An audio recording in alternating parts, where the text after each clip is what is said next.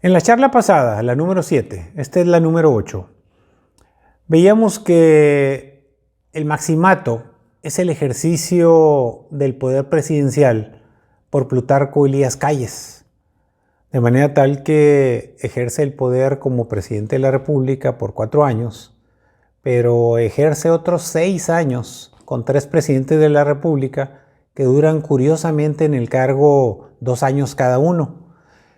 Entonces el maximato básicamente podemos decir es el gobierno del propio Plutarco Elías Calles, los 2 años de Emilio Portes Gil, los 2 años de Pascual Ortiz Rubio y los 2 años de Abelardo L. Rodríguez.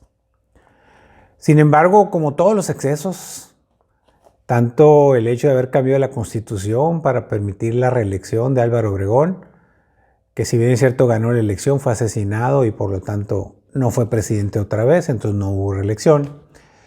El sistema político mexicano colapsó, entró en crisis. Sin embargo, hay que mencionar y destacar que entre 1928 y 1930, donde Emilio Portes Gil fue presidente de la República, básicamente a él le tocó crear el brazo político de la Revolución Mexicana desde el gobierno.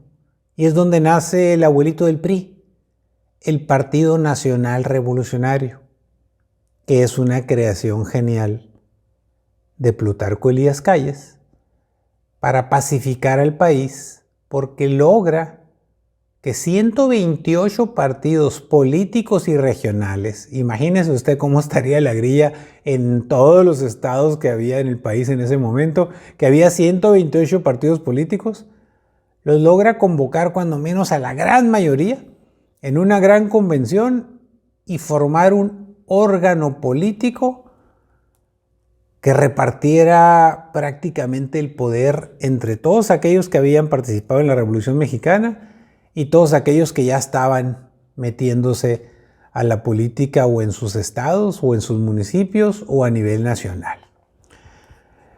Esa labor le toca a Portes Gil como presidente de la República, pero atrás de su silla, atrás del trono, Plutarco Elías Calles, ejerciendo el maximato. Hubo una gran actividad legislativa con Portes Gil y también le toca enfrentar la guerra cristera, pero las ideas, los conflictos, toda la concepción de el combatir a los cristeros era Plutarco Elías Calles ejerciendo el poder. Y lo mismo sucede porque impone como candidato a la presidencia a Pascual Ortiz Rubio para el periodo 30-34, solo que nomás le aguantó 2 años, ya que Pascual Ortiz Rubio es el último, a lo menos hasta ahora, el 2020, es el último presidente en la historia de México que ha renunciado a su cargo. Fíjense qué interesante, el último. Estoy hablándole de 1932. Entonces, es bien curioso porque Ortiz Rubio tuvo elecciones conflictivas, ya producto de la grilla que había en los grupos de las distintas regiones del país. Al grado tal de que el día que toma posesión como presidente de la República, sufre un atentado con balas, que lo tuvo 60 días. Los primeros 60 días de su gobierno estuvo entre el hospital, su casa y encerrado, porque tuvo un atentado. Después, lo más destacado que se pueda decir de Ortiz Rubio, para no extendernos mucho, es que fue fundador de la Comisión Nacional de Turismo. Fue el primero que visualizó, por llamarlo de alguna manera, la importancia que podría tener la marcha al mar. Es decir, que los mexicanos fueran a sus playas, a sus costas, no solo a pasearse, sino a explotarlas. Y nace el turismo en México ya como una institución. También otra cosa importante que se le puede reconocer a Ortiz Rubio fue que sacó adelante la Ley Federal del Trabajo. Recordemos que fue una de las causas más importantes por las cuales se luchó en la Revolución Mexicana, consignadas en la Constitución en el artículo 123. Y también otra cosa es que a él se le daba la cuestión de las relaciones internacionales y logra que México ingrese a la Liga de las Naciones, hoy llamado Organización de las Naciones Unidas. Básicamente esa fue su contribución. Renuncia el presidente y el relevista o otro sonorense, el general Abelardo L. Rodríguez, quien gobierna México de 1932 a 1934. Sin embargo, algo curioso que hay que destacar es que él no se llamaba Abelardo L. Rodríguez.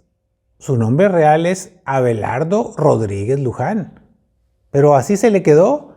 Así conocemos a los bulevares aquí en Hermosillo, algunas escuelas, la presa, en fin, la historia es caprichosa, cada quien sabrá por qué lo hace y cómo lo hace. El presidente fue presidente sustituto por 2 años.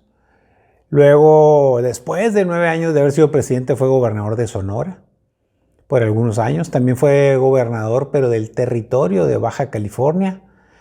Y es un tipo que hizo política porque fue ministro, cuando menos en un par de ocasiones, en el gobierno federal, ministro de Industria y Comercio, y también fue ministro de Guerra y Marina. No está por demás decir pues, que era un agente incondicional de Plutarco Elías Calles. Por eso, digamos que es el último eslabón del maximato.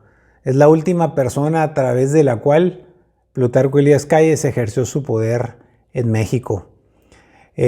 Algo interesante de Abelardo L. Rodríguez es que a él le tocó promulgar la reforma antirreelección. Es decir, aquella reforma que se había hecho para que se reeligiera Álvaro Obregón, pero que resultó dramático, drástico, porque matan a Obregón después de haber ganado la presidencia de la República, pues Plutarco Elías Calles la pensó muy bien. Negoció con todos los grupos de nueva cuenta y legisló.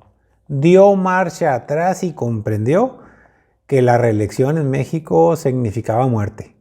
Y entonces le toca a Abelardo L. Rodríguez promover la reforma antirreelección en la presidencia de México.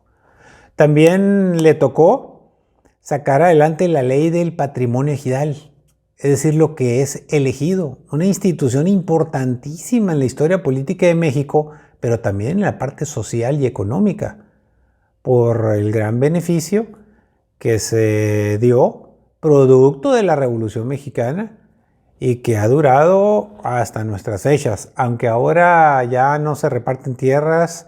En la época de Carlos Salinas se acabó la reforma agraria, pero durante casi 60 años se estuvieron repartiendo tierras en México a favor de gente humilde que conformaban un importante núcleo del campo mexicano que es el ejido. También le correspondió a Abelardo L. Rodríguez. Y en todo esto que le estoy platicando, siempre el poder tras el trono, el maximato, era Plutarco Elías Calles. Por eso se le atribuye a don Plutarco el ser el creador de instituciones, porque todo esto lo que le estoy diciendo, de los 3 presidentes que aunque estuvieron 2 años cada uno en el poder, todo esto era Plutarco Elías Calles ejerciendo el poder, mandando, ordenando. Entonces también le toca crear el Banco Hipotecario y de Obras Públicas, Banobras, el que usted y yo conocemos hasta la fecha, así como el ejido, así como la no reelección. Le toca también a Abelardo L. Rodríguez sacar adelante la ley contra los monopolios, algo importante para evitar los grandes monopolios en México, y eso generó una confrontación obviamente con los Estados Unidos también. Y el 5 de enero de 1934 se establece el salario mínimo, que también era una conquista de los trabajadores, por la cual lucharon en la Revolución Mexicana muchos de ellos. Le toca a Abelardo L. Rodríguez inaugurar el Palacio de Bellas Artes, curiosamente que inició Porfirio Díaz, por allá a principios del siglo XX, y le tocó realizar el primer Festival de Cultura Mexicana a Abelardo L. Rodríguez. Con esto tenemos la conclusión del maximato, del ejercicio del poder de la presidencia de la República en México por un solo hombre, sonorense, general, político, creador de instituciones y creador del órgano político del nuevo sistema presidencial mexicano, el Partido Nacional Revolucionario. Con esto concluimos el maximato y pasaremos a una etapa muy interesante en la próxima charla que nos va a llevar a Lázaro Cárdenas del Río. Nos va a llevar al primer presidente de la República que gobernaría este país por 6 años, ya sexenios. Entraba el sistema presidencial mexicano a la época de los sexenios. Por eso hoy en día a todo el mundo los calificamos y los evaluamos y los conocemos por lo que hicieron en sus sexenios. Antes, pues eran cuatrienios y como vimos muchos solo duraban 2 años. Vamos a ver en la próxima charla, si usted me lo permite, cómo inician los sexenios con un gran gobernante, una gente a la que le tengo admiración y respeto y me va a encantar platicar lo que hizo y cuál es la trascendencia en la historia de México del general michoacano Lázaro Cárdenas del Río. Muchas gracias, nos vemos en la próxima charla.